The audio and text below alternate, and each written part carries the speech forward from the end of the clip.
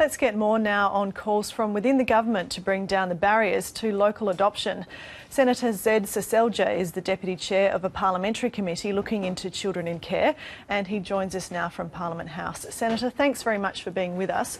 Specifically, what was your committee looking into and what did it find? Well, the committee was looking at the issue of kids in out-of-home care, and obviously it's a very complex issue. It's an issue which I think states and territories have wrestled with over a long period of time, and there were a number of recommendations, about 39 recommendations, and we all agreed on them, and about more support for families, looking at better data collection, a whole range of things to make the system better. What coalition senators found, which was slightly different to some of our colleagues, was on the issue of adoption. The issue of adoption, we believe, is something that isn't handled well enough at the moment. The figures that were quoted before, 27,000 kids who'd been in out-of-home care for more than 2 years, yet only in that same year only around 210 local adoptions. That to me isn't good enough. In the UK, I think the figure is 6%. In Australia, it's less than 1%. I think we can do better to give kids the kind of stability and the kind of certainty that they need. And of course, for many of these kids, they've come from very, very difficult backgrounds. I fear at the moment that we take them out of traumatic situations, but in some cases we see them re-traumatised as they don't have the kind of stability that we would hope for. And that figure that you mentioned of 27,000 children across Australia in out-of-home care for more than 2 years is quite extraordinary. What did the evidence suggest to the committee about what sort of lives these children are leading on a day-to-day basis? Well, look, it's a real mixed bag, and in some ways, I mean, we heard from a number of young people who have been through the care system, and that was a very, very valuable part of what the community did. We also listened to a lot of the experts. Look, it varies. For some, they are looked after in a stable foster home, and really it can be a wonderful thing.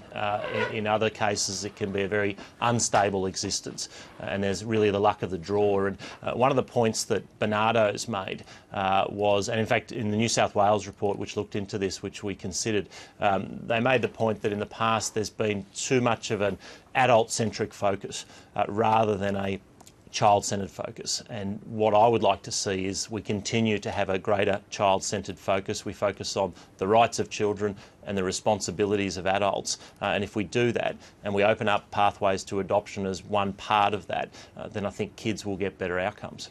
So what specifically needs to happen to achieve that and perhaps lift the adoption rate while also keeping in mind the rights of the biological parents?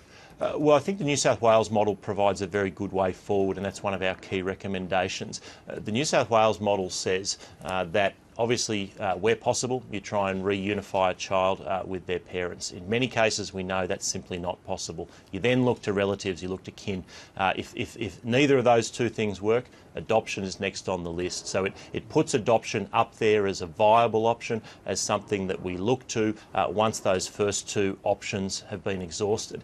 And we're saying then to children that we will do all we can to make sure that, given the difficult circumstances, that we will put you in the safest, most stable position that we possibly can. If we can do it with your parents, that's fantastic. But for the 27,000 who have been in out-of-home care for 2 years or more, we know that for most of them, they are long-term orders. They are already on orders to not be reunited until they're 18.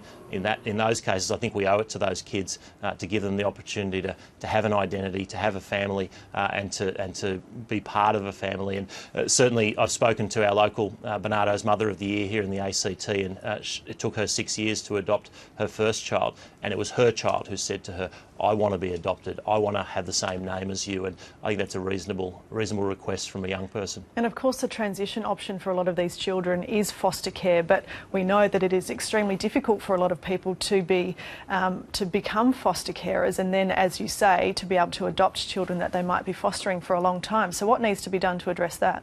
Well, look, a number of things, and obviously the kind of supports that we put in place are important. One of the points that our local Mother of the Year made to me on this just this morning was that if we did have better pathways to adoption, that we actually would hopefully attract more foster carers, because one of the toughest things about being a foster carer is the fact that often the child has to be given up after a few months or after longer, and you can imagine what that does for that child.